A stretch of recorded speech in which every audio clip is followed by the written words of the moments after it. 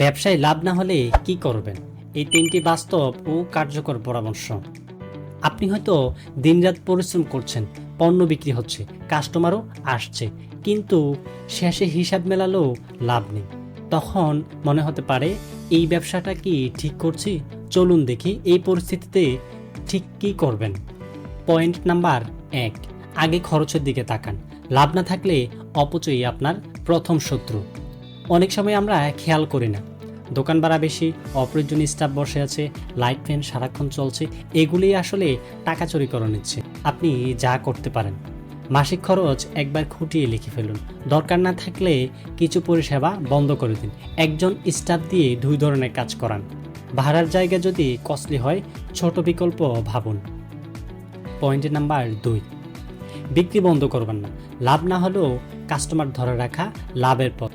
অনেকেই বলেন লাভ নাই, তাই দোকান বন্ধ রাখি। কিন্তু দোকান বন্ধ রাখা মানেই নতুন কাস্টমার আসার পথ বন্ধ করে রাখা। বিক্রি চললে অন্তত কাস্টমার আপনার দোকান মনে রাখবে, আপনি পরিচিত হবেন, তারা পরে বড় অর্ডার দিতে পারে। যা করবেন, যতটুকু সম্ভব রেগুলার খোলা রাখুন। সেবা ও আচরণে ছাড় দেবেন না। রিভিউ এবং ফিডব্যাক আপনি নিজে তাদের থেকে চেয়ে নেবেন। পয়েন্ট নাম্বার 3, বিকল্প ইনকাম সোর্স তৈরি করুন। একই ব্যবসার ভিতরেই নতুন কিছু সৃষ্টি করুন। আপনি যদি শুধু একই পণ্য একইভাবে বিক্রি করেন, তাহলে লাভের সুযোগ সীমিত। বরং ভাবুন কিভাবে নতুন কিছু যোগ করা যায়। উদাহরণ, আপনি খাবার বিক্রি করলে হোম ডেলিভারি সিস্টেম চালু করুন।